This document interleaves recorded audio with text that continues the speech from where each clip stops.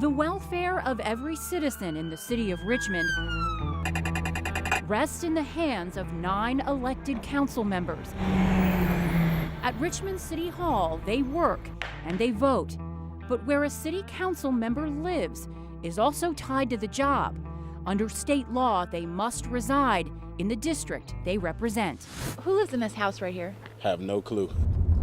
We started looking for clues about City Councilman Doug Connor's permanent home after he proposed redistricting changes that would move this townhouse he owns near Jank Road from a neighboring district into his. The tenant next door says the home has been empty for months. It's been a mystery to us. We kind of like it though. We get to play our music and not have anybody complain.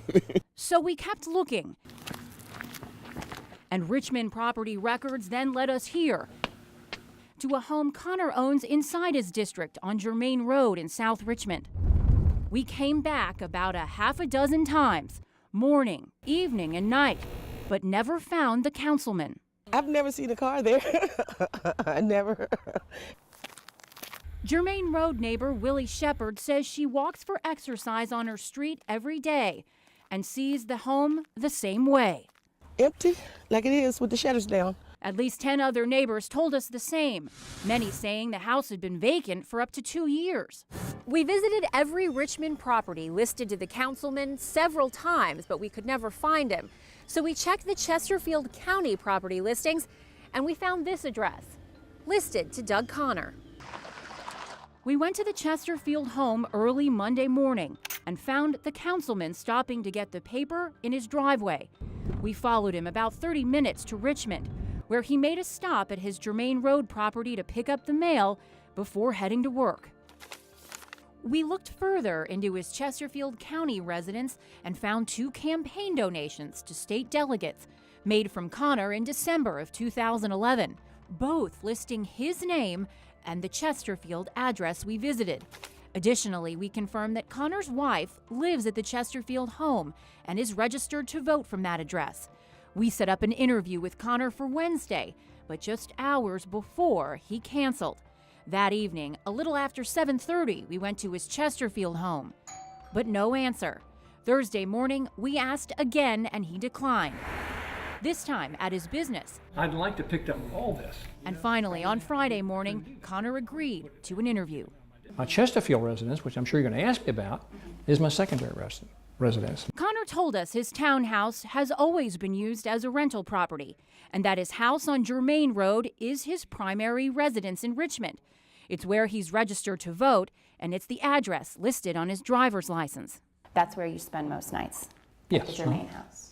I spend nights both places. I don't keep a tally of where I stay. I just don't have time to do that.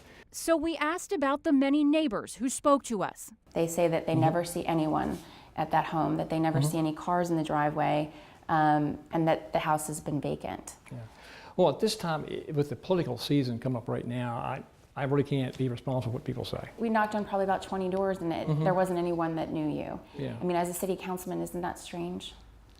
Well, I don't think so, because the days people going back and forth, people don't really get to know people very, very well.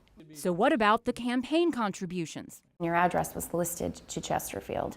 Was that an oversight or? Well, no, that was actually, that is my legislative committee, auto body, you know. And I don't know why I don't even know why that would have been listed there, actually. When asked how many days a week would be appropriate to hold a primary residence, Connor told us 4 days, but again, couldn't give us the number of his days spent weekly at Germain Road because he doesn't keep track. No, I couldn't. I really couldn't do that. It would be very hard to do. Have you ever encountered a situation where... To be clear on state laws on candidate residency, we visited with legal expert Stephen Peepgrass. Your domicile is the one where you lay your head most often.